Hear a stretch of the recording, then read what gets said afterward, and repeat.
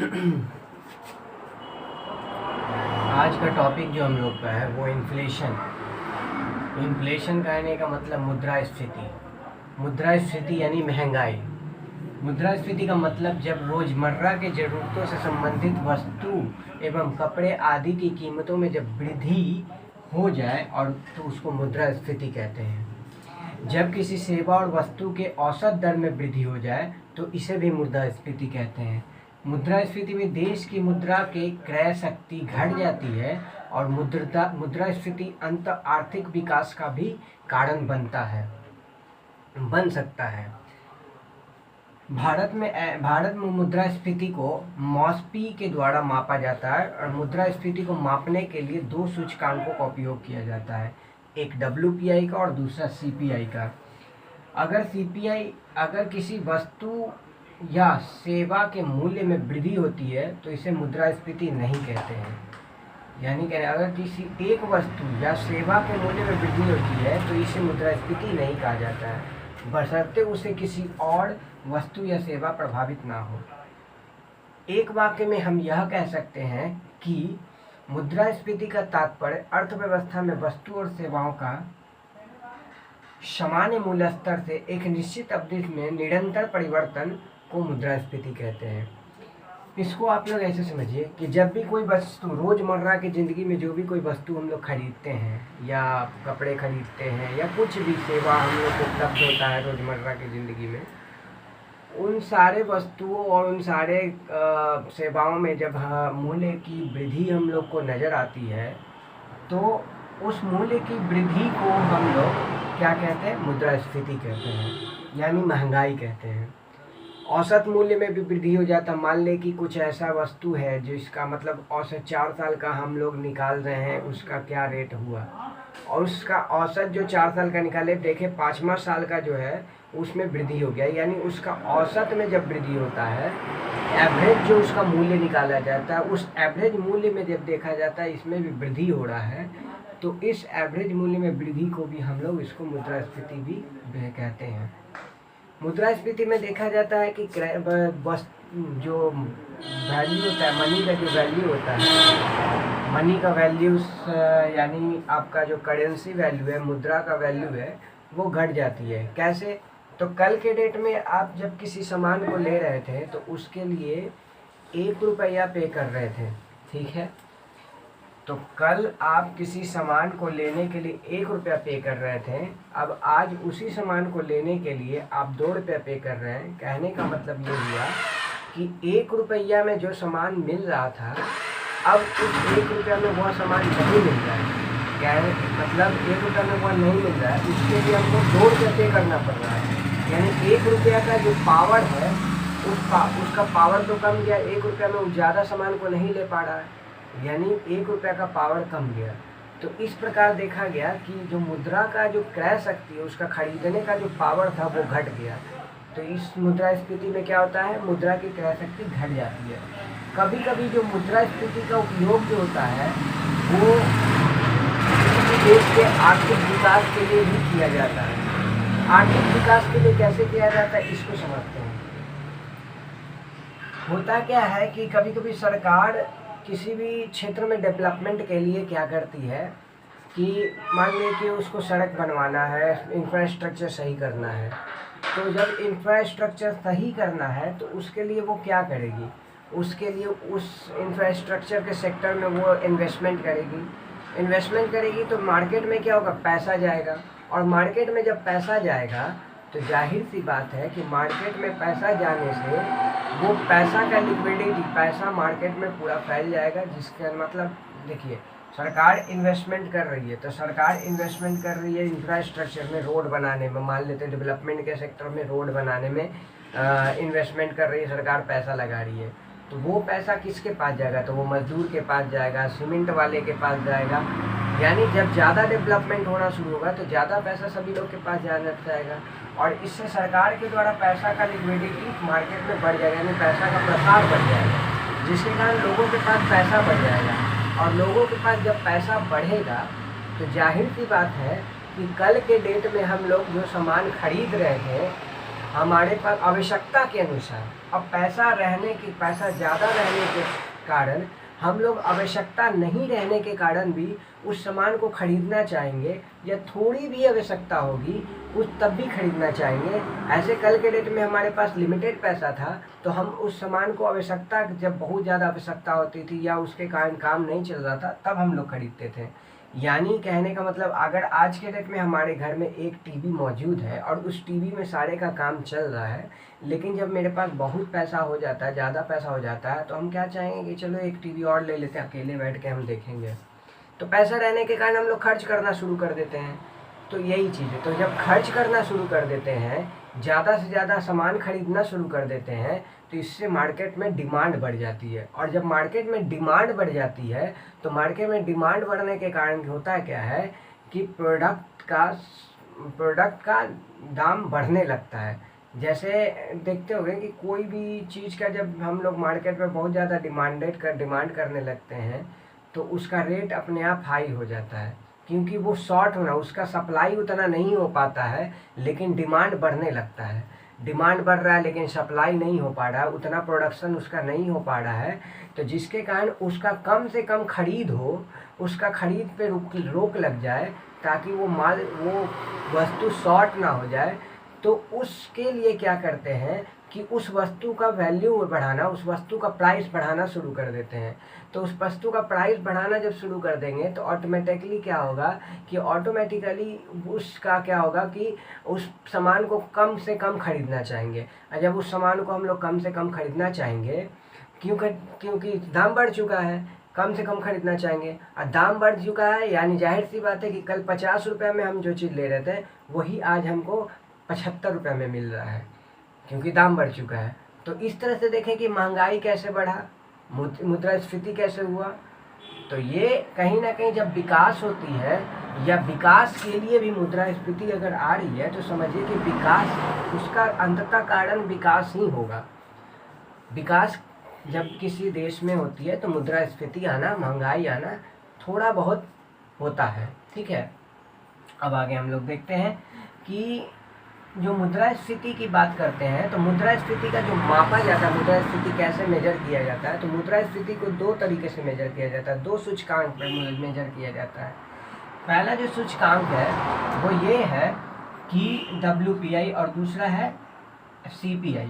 WPI कहने का मतलब हुआ होलसेल प्राइस इंडेक्स, यानी होलसेल प्राइस इंडेक्स को हम लोग कह सकते हैं थोक प्राइस को क्या कहते हैं हम लोग, थोक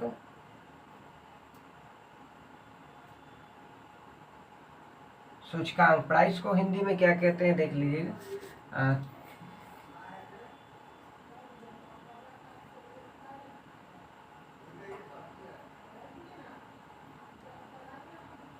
थोक दर या थोक रेट सूचकांक जो भी है, प्राइस को देख लीजिएगा। कंज्यूमर प्राइस इंडेक्स यानी खुदरा दर इंडेक्स, ये दर सूचकांक।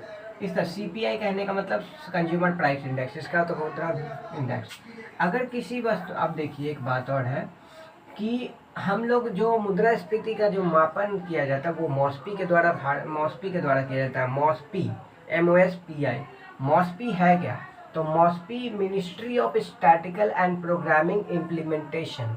मॉस्पी का फुल फॉर्म होता है ministry of statistics and programming implementation. किसी भी तरह के स्टैटिकल और प्रोग्रामिंग इम्प्लीमेंटेशन के लिए हम लोग जो मिनिस्ट्री डिपार्टमेंट है, वो डिपार्टमेंट ही ये क्या कहते हैं, मुद्रास्फीति का आकलन करता है, मुद्रास्फीति का ये करता है, क्या कहते हैं, मापन करता है। किस आधार पे करता है, WPI और CPI के आधार पे।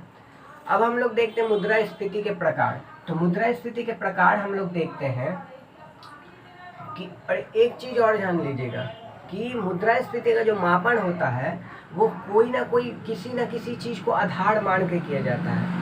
मतलब एक कोई बेस ईयर मान लिया जाता है, और उसी बेस ईयर के आधार पर देखा जाता है कि कितना मुद्रास्फीति हुआ है। मान लिए कि अगर 2015 को बेस माना गया है, तो 2015, तो फिर 2016 में मान लें कोई चीज़, 2015 में कोई बाइक अगर मान लें 2015 में कोई बाइक 20,000 में मिल रहा था, 2016 में वही बाइक अगर 25,000 में मिल रहा है तो मुद्रास्फीति कितना हुआ? 5,000 का। 5,000 यानी कितना हुआ? 5,000 यानी 5,000 हुआ। उसके बाद नेक्स्ट अगर 2030 में 30,000 का हुआ, तो 2017 में 30,000 का, 2018 में 35,000 का, 2019 में 40,000 का, इस तरह से बढ़ते चला जा रहा है। तो बेस ईयर से हम देखेंगे, अगर 2019 की बात करें तो वहाँ पे 40,000 हो गया है, यानी बेस ईयर 20,000, यानी 20,000 रेट बढ़ चुका है। यानी किसी न किसी बेस ईयर से हम लोग मुद्रास्फीति का आकलन करते हैं। मुद्रास्फीति का हम प्रकार देखते हैं तो मुद्रास्फीति का प्रकार जो होता है वो दो तरीके का होता है। एक मांगजन्य मुद्रास्फीति, जिसको हम लोग डिमांड पुल इन्फ्लेशन कहते हैं, और एक लागत जन्य मुद्रास्फीति। 3 प्रकार का होता है, मांगजन्य मुद्रास्फीति, लागत जन्य मुद्रास्फीति और अति मुद्रास्फीति। तो मांगजन्य मुद्रास्फीति को हम लोग डिमांड पुल कहते हैं, और लागत जन्य मुद्रास्फीति को हम लोग कॉस्ट पुश कहते हैं, और अति मुद्रास्फीति को हम लोग हाइपर इन्फ्लेशन कहते हैं।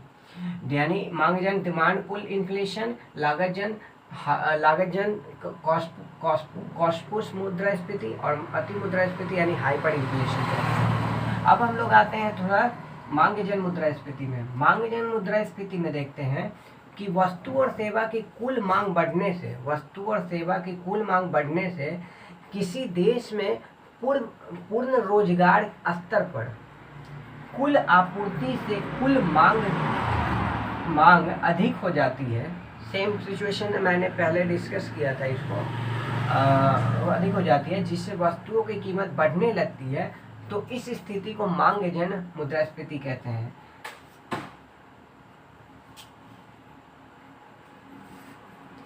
कुल मांग, अब देखिए इसको मैंने डिस्कस किया था, हुआ क्या, बस वही वाला रूल यहाँ पे लगेगा कि जब हम लोग कभी भी कोई भी मुद्रास्फीति को देखते हैं, कभी हम लोग कोई भी मान ले कोई भी सामान, वही मार्केट में अगर डिमांड किसी चीज़ का बढ़ गया है तो उसका उस सामान का, उस वस्तु का रेट अचानक से बढ़ा दिया जाता है, जिसके कारण उसका डिमांड कम हो जाता है। क्योंकि प्रोडक्शन उसका कम है तो सप्लाई नहीं हो पाता है, जिसके कारण उसका रेट बढ़ा दिया जाता है ताकि डिमांड रुक जाए।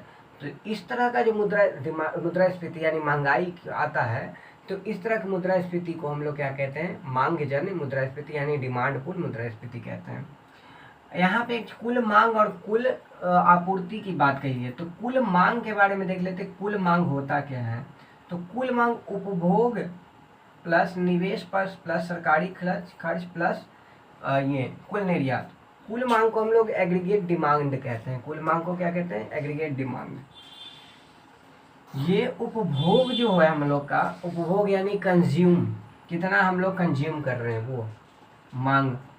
निवेश कहने का मतलब होता है कि इन्वेस्टमेंट, यानी कुल मांग इन्वेस्टमेंट पे डिपेंड। अगर हम लोग कहीं इन्वेस्ट कर रहे हैं तब भी मांग बढ़ता है। और सरकारी खर्च पहले ही डिस्कस कर दिया मैंने, सरकारी खर्च से कैसे बनेगा। उपभोग से तो समझ में आ गया होगा, कंज्यूम करना, यानी जितना ज़्यादा हम लोग यूज करेंगे उतना ज़्यादा डिमांड बढ़ेगा। सरकारी खर्च की बात करें, मैंने डिस्कस किया कि जी डेवलपमेंट के लिए सरकार इन्वेस्टमेंट कर रही है किसी पर्टिकुलर सेक्टर में, तो जिसके कारण होता क्या है कि उस सेक्टर में जाने के कारण सारे को पैसा, मार्केट में लिक्विडिटी बढ़ता है, क्या डिस्कस किया मैंने पहले। और उसके बाद सरकारी खर्च देख लिए। उसके बाद कुल निर्यात। जब कुल निर्यात की बात करते हैं तो कुल निर्यात कहने का मतलब जब हम ज़्यादा एक्सपोर्ट करने लगते हैं तो एक्सपोर्ट करने से भी हमारे यहाँ रुपया का वैल्यू, रुपया आने लगता है। और रुपया आने से क्या होता है कि हमारा मार्केट में लिक्विडिटी बढ़ जाता है, जिसके कारण वही बात में समझिए कि जब हम ज़्यादा से ज़्यादा निर्यात करेंगे तो ज़्यादा से ज़्यादा निर्यात करने से क्या होता है कि हमारे यहाँ लिक्विडिटी बढ़ने लगता है। लिक्विडिटी मनी का ज़्यादा से ज़्यादा पैसा आएगा, पैसा आने से लिक्विडिटी मार्केट में पैसा बढ़ जाएगा, मार्केट में पैसा बढ़ेगा तो लोग ज़्यादा सामान खरीदेंगे, डिमांड बढ़ेगा, रेट हाई होगा। सिंपल मुद्रास्फीति समझ गए। निवेश में देखिए, निवेश जब हम शेयर मार्केट या कहीं भी ज़्यादा से ज़्यादा निवेश करना शुरू करेंगे तो बैंकों के पास ज़्यादा से ज़्यादा पैसा जाना शुरू होगा। बैंक जब ज़्यादा से ज़्यादा पैसा जाना शुरू होगा तो बैंक क्या करेगी? लोन देना शुरू करेगी, क्योंकि बैंक के पास जब पैसा जाएगा तो बैंक उस पैसे से कमाना चाहेगी, वो लोन देना शुरू करेगी ताकि उससे इंटरेस्ट कमा सके। तो लोन देना शुरू करेगी तो फिर से मार्केट में पैसा बढ़ा, लोन के कारण लोग लोन लेना शुरू करेंगे सस्ते दरों पे। और जब लोन लेना शुरू करेंगे सस्ते दरों पे तो क्या होगा? कि लोग के पास पैसे आएंगे और लोग फिर से ज़्यादा डिमांड बढ़ना शुरू। तो इस तरीके से हम लोग देखें कुल मांग कैसे बढ़ता है, उपभोग के कारण, निवेश के कारण, सरकारी खर्च के कारण और कुल निर्यात के कारण। अब हम लोग लागत जन्य मुद्रास्फीति को देखते हैं, यानी कॉस्ट पुश इन्फ्लेशन देखते हैं। कॉस्ट पुश इन्फ्लेशन में वस्तु और सेवा की उत्पाद में लागत में वृद्धि होने के कारण जब कुल मांग के अनुसार कुल आपूर्ति नहीं हो पाती है, यानी कहने का मतलब हुआ कि जब वस्तु और सेवा के उत्पादन के लागत में वृद्धि होती है, लागत में वृद्धि होने के कारण जब कुल मांग के अनुसार कुल आपूर्ति नहीं हो पाती है, क्योंकि उत्पादन लागत बढ़ने के कारण वस्तु और सेवाओं की कीमत बढ़ जाती है, जिससे लोग रोजमर्रा के वस्तु और सेवा की आवश्यकता होने पर के बावजूद भी इसे खरीदना कम कर देते हैं। तो इस स्थिति को लागत जन्य मुद्रास्फीति कहते हैं।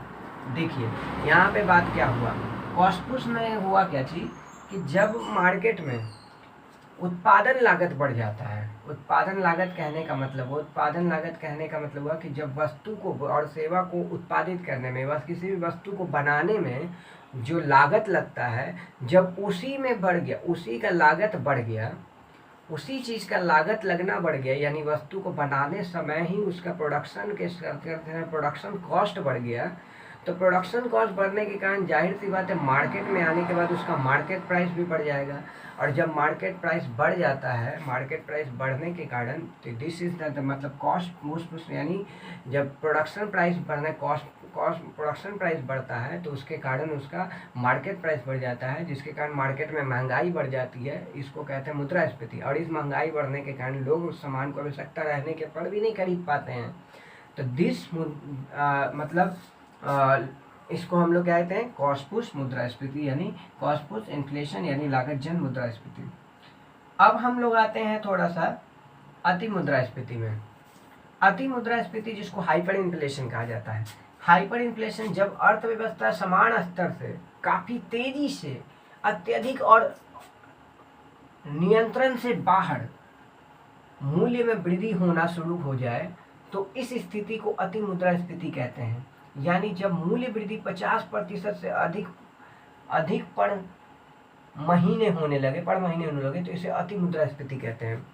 यानी कहने का जब अर्थव्यवस्था समान स्तर से काफी तेजी से बढ़ रही हो, अर्थव्यवस्था समान स्तर से काफी तेजी से बढ़ना शुरू कर दी है, यानी हमारा बाजार काफी तेजी से बढ़ना शुरू हो गया, अर्थव्यवस्था काफी तेजी से बढ़ रही है, जिसके कारण क्या है, अत्यधिक अनियंत्रित और अनियंत्रित मात्रा में मूल्य की वृद्धि होते जा रही है। जाहिर सी अर्थव्यवस्था में डेवलपमेंट होगा तो मूल्य का वृद्धि होना ही लाजमी है। ये मैंने पहले भी डिस्कस कर दिया कैसे, जब भी डेवलपमेंट अर्थव्यवस्था बढ़ेगा मूल्य में वृद्धि होगा, अर्थव्यवस्था बढ़ने के कारण मूल्य में वृद्धि होता है। जब अर्थव्यवस्था एक सामान्य स्तर पर, एक कंप्लीट डेवलप स्तर पे आ जाती है, कंप्लीट डेवलपमेंट हो जाता है, तो उस समय ये बढ़ा हुआ मूल्य नहीं पता चलता है, क्योंकि पैसा का ट्रांसफॉर्मेशन सारे स्तर तक होने लगता है, सारे लोगों तक होने लगता है, पैसा सभी में डिस्ट्रीब्यूट होने लगता है। तो ये मुद्रास्फीति उस समय पता नहीं चलता है, लेकिन मुद्रास्फीति होता है। ये पता उस कंट्री में चलता है जहाँ पे डेवलपमेंट अभी सामान्य स्तर पे है, यानी डेवलपमेंट कंप्लीट नहीं है, अंडर डेवलपिंग है। तो ये खैर छोड़िए, उतना नहीं, हम लोग इतना देखते हैं, बस अति मात्रा में होने लगता है। तो होने के कारण क्या होता है कि महंगाई का स्तर काफ़ी ऊंचा हो जाता है, मुद्रास्फीति काफ़ी ऊंचा होने लगता है, काफ़ी तेज़ी से महंगाई बढ़ते चला जाता है। यानी हर महीने 50% से अधिक महंगाई, अधिक वस्तुओं का महीने में 50% से अधिक वस्तुओं का दर बढ़ना शुरू हो जाएगा। तो ऐसा मुद्रास्फीति हम लोग कहते हैं हाइपर इन्फ्लेशन। ऐसा जो हुआ है, जैसा एक आपका एग्जांपल कंबोडिया में हुआ है हाल फिलहाल में 2008 में करीब में, और एक एग्जांपल हमको याद नहीं आ रहा है जो कि उस समय काफ़ी पहले जर्मनी में हुआ था। ठीक है, हाँ, ईयर हमको याद नहीं आ रहा है, जर्मनी में हुआ था ये। तो इस तरीके का हम लोग देखते हैं, वहाँ पे एक ब्रेड का कॉस्ट काफ़ी डॉलर हो गया था, एक ब्रेड का सिर्फ कॉस्ट काफ़ी डॉलर हो चुका था, काफ़ी ज़्यादा पैसे में मिल रहा था, यानी करीब समझ लीजिए कि $1000 करीब। ठीक है, देख लीजिएगा अपना जर्मनी में मुद्रास्फीति। अब उसके बाद तो ये हम लोग देखें मुद्रास्फीति के प्रकार, जिसमें मांग जन देखें, लागत जन देखें और अति मुद्रास्फीति देखें। उसके बाद WPI हम लोग देखते हैं। WPI के बारे में देखते हैं। WPI क्या है? Wholesale price index. Wholesale price index कहने का मतलब हुआ यह भारत में सबसे व्यापक रूप में इस्तेमाल किया जाने वाला मुद्रास्फीति संकेत है, जिसे आर्थिक सलाहकार वाणिज्य एवं उद्योग मंत्रालय के कार्यालय द्वारा प्रकाशित किया जाता है। घरेलू बाजार में थोक बिक्री में पहले बिंदु पर ही सभी लेन देन शामिल किया जाता है। इस सूचकांक का सबसे बड़ी आलोचना यह है कि आम लोगों के थोक मूल्य पर उत्पाद नहीं खरीदते हैं। अखिल भारतीय थोक मूल्य सूचकांक, यानी होलसेल प्राइस में थोक मूल्य सूचकांक होता है। थोक मूल्य सूचकांक के लिए आधार वर्ष 2004-5 से 2012 कर दिया गया। 2004-5 से 2017 में 11-12 कर दिया गया है संशोधित करके, और खाद्य पदार्थ संशोधित करके कर दिया गया है। ठीक है। उसके बाद खाद्य पदार्थ, ईंधन और बिजली निर्मित उत्पादों को WPI के द्वारा शामिल किया जाता है। ये सिर्फ उत्पादित वस्तु को शामिल करते हैं और इसके अंदर 697 वस्तु को रखा गया है। यहाँ WPI में हम लोग क्या क्या देखें? तो WPI में ये देखें कि भारत का सबसे बड़ा और सबसे व्यापक रूप में इस्तेमाल किया जाने वाला जो मुद्रास्फीति का जो मापक है, संकेत है, मुद्रास्फीति को मापने का जो संकेत है, वो है हमारा होलसेल प्राइस इंडेक्स। आर्थिक सलाहकार वाणिज्य एवं उपभोक्ता मंत्रालय, जो उद्योग मंत्रालय जो है, आर्थिक सलाहकार वाणिज्य एवं उद्योग मंत्रालय जो है के कार्यालय द्वारा WPI को प्रकाशित किया जाता है कि होलसेल प्राइस क्या होगा, कहाँ से प्रकाशित होता है? तो आर्थिक सलाहकार वाणिज्य एवं उद्योग मंत्रालय द्वारा WPI के सूचकांक को प्रकाशित किया जाता है। घरेलू बाजार डोमेस्टिक यूजेज में जितना भी सामान मिलते हैं, उन सारे सामान का एक थोक बिक्री से मतलब पहला पॉइंट जो होता है उनका, सबसे पहला जो पॉइंट होता है वो होता है उसका थोक बिक्री। तो सबसे पहला जो माल, यानी निकलने के बाद, फैक्ट्री से निकलने के बाद सबसे पहला जो उसका प्राइस होता है वो थोक मूल्य होता है और उसी प्राइस पे पहले वो बिकता है। समझ में बात आया? उसके बाद अखिल भारतीय थोक मूल्य से मतलब ये क्या किया गया कि अब जो थोक मूल्य यानी थोक मूल्य सूचकांक है, उसका आधार वर्ष पहले 2004-5 था, लेकिन 2017 में इसको संशोधित करके 2011-12 कर दिया गया।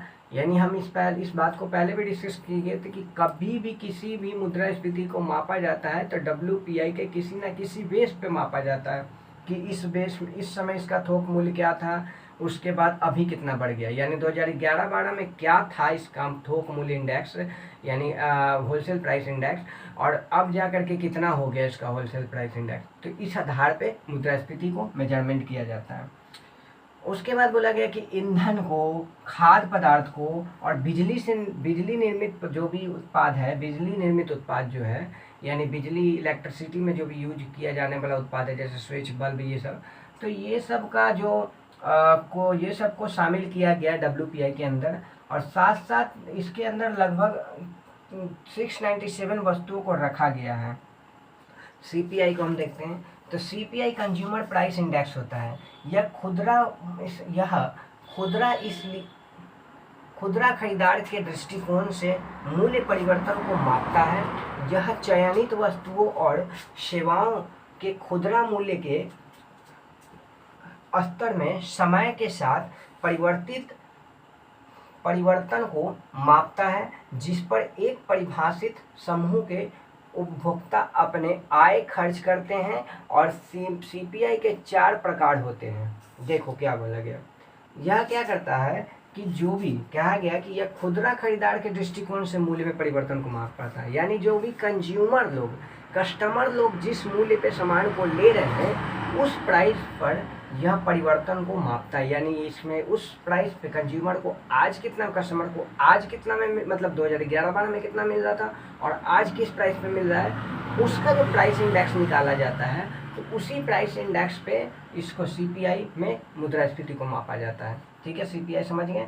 यानी खुदरा खरीदार जो कि होलसेल पे सामान नहीं खरीद रहा है, खुदरा 1-2 कर यानी कंज्यूमर लोग जैसे हम लोग, ठीक है, खरीद मापता है। उसके बाद सीपीआई में देखा गया तो सीपीआई उपभोक्ता लेवल पे काम करता है। उपभोक्ता अपने, इसमें सीपीआई में क्या होता है, उपभोक्ता अपने आय को किसी भी प्रोडक्ट के लिए खर्च करता है और जिस रेट पे वो खर्च करता है उसी रेट को सीपीआई के अंतर्गत रखा जाता है। उसके बाद सीपीआई के जो 4 प्रकार को देखा गया, पहला क्या है सीपीआई आईडब्ल्यू इंडस्ट्रियल वर्कर जिसको कहते हैं, सीपीआई आईडब्ल्यू इंडस्ट्रियल वर्कर, यानी इंडस्ट्रियल वर्कर कैसे अपने पैसे को मतलब पैसे को क्या कहते हैं, खर्च करते हैं, कहाँ खर्च करते हैं, कितने प्राइस में खर्च करते हैं, ये चीज़ होगा। उसके बाद CPI L agriculture labour, agriculture से जुड़े हुए जितने भी लेबर हैं वो अपने कैसे उनको किस प्राइस पे सारे चीज़ मिलते हैं, उनको किस प्राइस पे सारा कुछ उपलब्ध हो जाता है, वो चीज़ यहाँ पे देखा जाता है। सीपीआई आरएल यानी रूरल लेबर, यानी हो गया हम लोग का रूरल एरिया में, ग्रामीण इलाका में जो भी लेबर लोग हैं उनको किस लेवल पे किस प्राइस पे सारा प्रोडक्ट उपलब्ध हो रहा है, उस प्राइस को सीपीआई आरएल में रखा गया है। CPI URL, CPI urban, rural और कंबाइन, यानी इसमें तीनों को रखा गया है। अधिकतर इस चीज़ को शहरी क्षेत्रों में ज़्यादा देखा जाता है, इसमें कि अर्बन में कितना है, रूरल में कितना और कंबाइन में कितना, सारे चीज़ को इसके अंदर रखा जाता है। तो इस प्रकार हम 4 प्रकार का देखें, सीपीआई इंडेक्स होता है, CPI index consumer price index होता है, खुदरा मूल्य दर होता है, खुदरा मूल्य सूचकांक होता है। इसमें पहले 3 जो होते हैं, इसमें पहला 3 जो होता है वो श्रमिक ब्यूरो द्वारा संकलित किया जाता है। यानी देखो पहला 3 जो सीपीआई आईडब्ल्यू है, सीपीआई एएल है, सीपीआई आरएल है, ये तीनों श्रमिक के द्वारा किसी श्रमिक ब्यूरो द्वारा संकलित किया जाता है। और जो चौथा है वो सीएसओ द्वारा और मॉस्पी के द्वारा संकलित किया जाता है। सीएसओ द्वारा मॉस्पी के तहत संकलित किया जाता है। यानी चौथा कंज्यूमर प्राइस इंडेक्स का जो संकलन होता है वो सीएसओ के द्वारा, सेंट्रल स्टैटिस्टिकल ऑर्गेनाइजेशन के द्वारा मॉस्पी के तहत संकलित किया जाता है।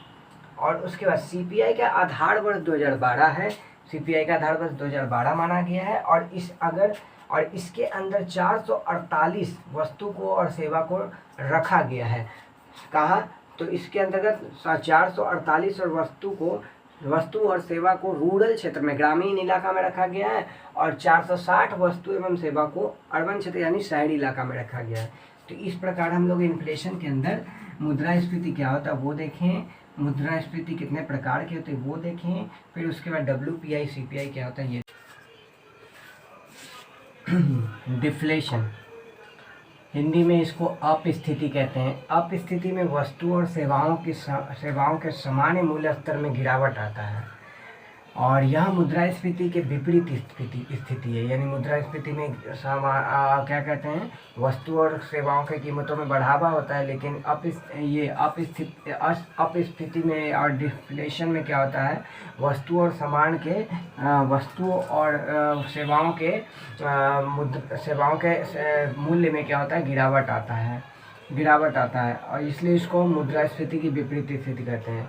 मुद्रास्फीति जब 0% से कम होने लगती है तो इससे अपस्थिति कहते हैं। यानी 0% से, यानी कह सकते हैं कि मुद्रास्फीति का निगेटिव वैल्यू डिफ्लेशन की ओर जाता है।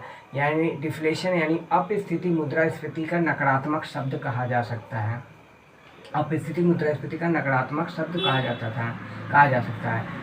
इस स्थिति में क्या होता है कि पैसों की, मनी की परचेजिंग पावर बढ़ जाती है, मनी की क्रय शक्ति, पैसे की क्रय शक्ति बढ़ जाती है और लोग कम से कम निवेश करते हैं। लोग क्या करते हैं, कम से कम निवेश करना शुरू कर देते हैं और जिससे कि बाज़ार में पैसे की कमी आ जाती है। जब निवेश कम होगा तो बाज़ार में पैसे की कमी आना शुरू हो जाएगा और अंततः यह बेरोजगारी को बढ़ावा देता है। यानी डिफ्लेशन जो है वो अंततः क्या होता है, बेरोजगारी को बढ़ावा देता है। अब हम लोग देखते हैं डिसइन्फ्लेशन। डिसइन्फ्लेशन को हम लोग विस्फीति कहते हैं। डिसइन्फ्लेशन को क्या कहते हैं, विस्फीति कहते हैं। यह मुद्रास्फीति के दर में गिरावट है। यानी मुद्रास्फीति का जब दर लगातार घटते चला जाए तो इस तरीके के हम लोग डिसइन्फ्लेशन यानी विस्फीति कहते हैं। इस स्थिति में मुद्रास्फीति की जो गति होती है वो काफ़ी धीमी हो जाती है। जैसे कि 2017, 18, 19 और 20 में देखा गया कि 12%, 10%, 8%, 6.5% इस प्रकार लगातार मुद्रास्फीति का रेट घटता चला गया। तो लेकिन यह शून्य के बराबर नहीं हुआ। तो यहाँ पे भी यह देखा गया कि लगातार मतलब मुद्रास्फीति के दर में गिरावट आ रहा है, लेकिन यह शून्य नहीं हो रहा है। यानी मुद्रास्फीति है लेकिन यह शून्य के बराबर नहीं हुआ। यानी कहने का मतलब मुद्रास्फीति के दर में गिरावट आ रहा है, यानी मुद्रास्फीति की जो गति है वो धीमी हो गई है। तो जब ऐसा कुछ कंडीशन होता है, जब ऐसा कुछ स्थिति आती है तो इसको विस्फीति कहते हैं, यानी डिसइन्फ्लेशन कहते हैं। यानी disinflation is the rate change in क्या इन्फ्लेशन इज कॉल्ड डिसइन्फ्लेशन।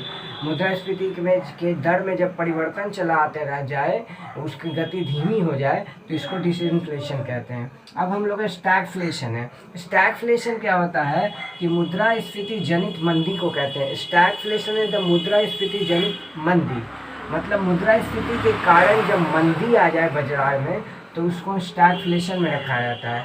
यह स्थिति बेहद खतरनाक होती है। सबसे पहले इस स्थिति में होता क्या है ये देखते हैं।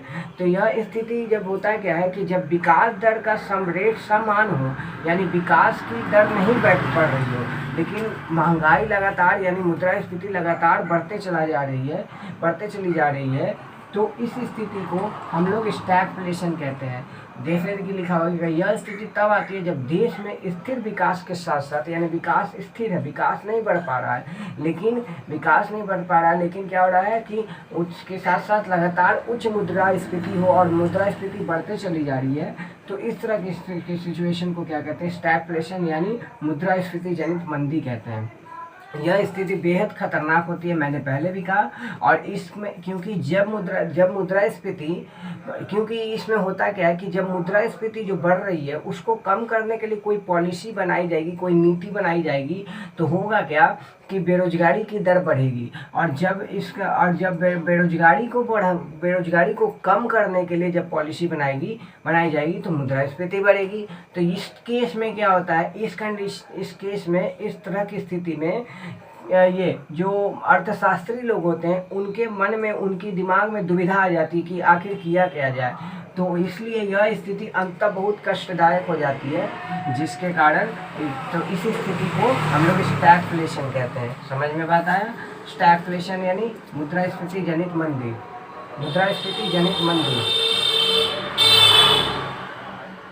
ठीक है। रिफ्लेशन यानी पुनः मुद्रास्फीति। रिफ्लेशन मतलब पुनः मुद्रास्फीति कहते हैं उसको, अर्थव्यवस्था की धीमी गति और संकुचन को देख करके। यानी जब रिफ्लेशन कहने का मतलब हुआ, इसको पुनः मुद्रास्फीति कहा जाता है। यानी अर्थव्यवस्था की धीमी गति, अगर मान ली यानी डिसइन्फ्लेशन आया हुआ, विस्फीति आया हुआ है, तो अर्थव्यवस्था का जो हम लोग देखते हैं कि इसकी गति काफ़ी धीमी है, यानी अर्थव्यवस्था बढ़ नहीं पा रही है। तो इस धीमी गति और इसके संकुचन को देख करके जब इसको रफ्तार देने के लिए जब फिर से मुद्रास्फीति लाया जाए, महंगाई को बढ़ाया जाए, तो इसको हम लोग क्या कहते हैं, इस स्थिति को हम लोग रीइन्फ्लेशन या रिफ्लेशन कहते हैं। इस स्थिति में क्या होता है, इस स्थिति को लाने के लिए क्या करते हैं हम लोग, इस स्थिति को लाने के लिए कर को बढ़ा दिया जाता है। यानी जो भी कर वगैरह लग रही है उसको बढ़ा दिया जाता है और ब्याज दर को घटा दिया जाता है। अब जैसे कि ब्याज दर घटेगा तो मार्केट में ज़्यादा से ज़्यादा पैसा जाएगा। जब मार्केट में ज़्यादा से ज़्यादा पैसा जाएगा तो जाहिर सी बात है कि लोगों के पास ज़्यादा पैसा जाएगा। लोगों के पास ज़्यादा पैसा जाएगा तो लोग क्या ज़्यादा से ज़्यादा सामान खरीदेंगे, डिमांड बढ़ेगा, डिमांड बढ़ने के कारण मुद्रास्फीति आना ही है। तो ये चीज़ देखें हम लोग। उसके बाद हम लोग देखते हैं स्क्यूफ्लेशन। स्क्यूफ्लेशन में होता क्या है, तिरछी मुद्रास्फीति इसको कहते हैं। तिरछी मुद्रास्फीति कहने का मतलब हुआ यह ऐसी स्थिति है कि जब कुछ क्षेत्र में मुद्रास्फीति होती है पर कुछ क्षेत्र में मुद्रास्फीति नहीं होती है। यानी स्क्यूफ्लेशन यानी तिरछी मुद्रास्फीति में देखते हैं किसी पर्टिकुलर क्षेत्र में मुद्रास्फीति होने के कारण उस सेक्टर से जुड़े हुए सारे चीज़ में महंगाई बढ़ जाती है, लेकिन उस सेक्टर से अलग, उस क्षेत्र से अलग वो भी क्षेत्र है उसमें महंगाई नहीं बढ़ती है। तो इस तरीके की मुद्रास्फीति देखते हैं, तो इस तरह की मुद्रास्फीति को हम लोग तिरछी मुद्रास्फीति यानी स्क्यूफ्लेशन के नाम से जानते हैं। जैसे कि खाद्य पदार्थ है, मान लेते खाद्य पदार्थ है, उसकी रेट में उसमें मुद्रास्फीति आई है, उसके रेट में महंगाई आ गई, वो लगातार बढ़ रहा है। क्यों भाई? तो कारण इसका ये है कि आलू और प्याज के दर में आलू और प्याज का दर बढ़ जाने से खाद्य पदार्थ का दर बढ़ जाता है। तेल का दाम, खाद्य तेल का दाम बढ़ जाने से खाद्य पदार्थ का दाम बढ़ जाता है। तो इन सभी को लेकर के जब देखा जाएगा तो इससे सिर्फ एक सेक्टर प्रभावित होता है जिसमें जो कि उससे रिलेटेड है। तो इस तरीके से जब मुद्रास्फीति आती है तो इस तरीके से, लेकिन देखो खाद्य पदार्थ तेल बढ़ा तो सिर्फ तेल से रिलेटेड जितना भी है उसमें खाने पीने का पदार्थ में वृद्धि होगी, लेकिन अदर कोई सेक्टर व सेवा से क्षेत्र या उससे अलग क्षेत्र तो प्रभावित नहीं होगा। तो इस तरह की जो स्थिति होती है इसको स्क्यूफ्लेशन कहते हैं, जिसको तिरछी मुद्रास्फीति कहते हैं। अब एक है जो हेडलाइन मुद्रास्फीति है। क्या है? हेडलाइन मुद्रास्फीति।